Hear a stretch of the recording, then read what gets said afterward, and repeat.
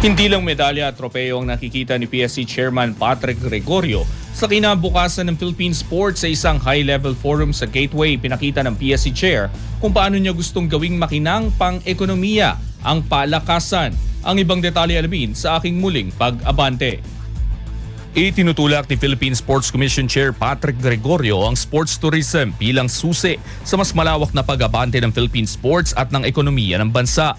Sa isang gathering ng mga sports at business leaders sa Gateway Mall 2, ipinunto ni Gregorio na hindi dapat matapos sa loob ng venue ang benepisyo ng palakasan. Para sa kanya, mga paligsahan ay dapat magbukas ng mga hotel, magpasigla ng mga restaurant at maghatid ng turista sa iba't ibang rehiyon ng bansa. Bilang isang dating hotelier tourism graduate, ipinaliwanag ni Gregorio na natural sa kanya ang pagtanaw sa sports bilang isang destination product, hindi lang isang kompetisyon. Simula nang maitalaga bilang PSC Chair noong nakaraang taon, aniya mas dumarami na ang interes at suporta para sa sports tourism, lalo na sa paghakot ng international events at mas malalaking domestic tournaments.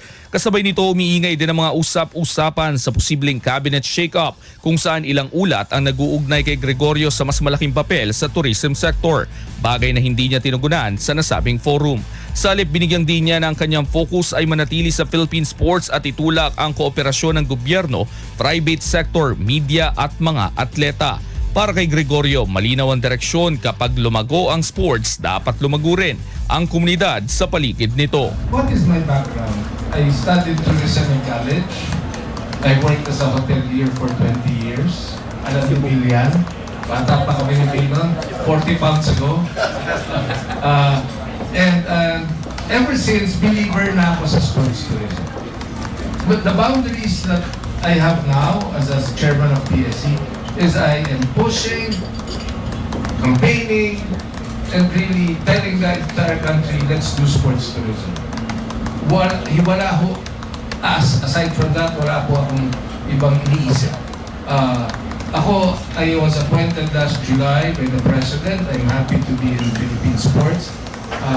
I know that there's traction, people like it, and I'm happy to be here. Whatever as the future unfolds, I don't know, but presently I'm really very happy. Ako si Sus Valdez, Abante Sports, nauna.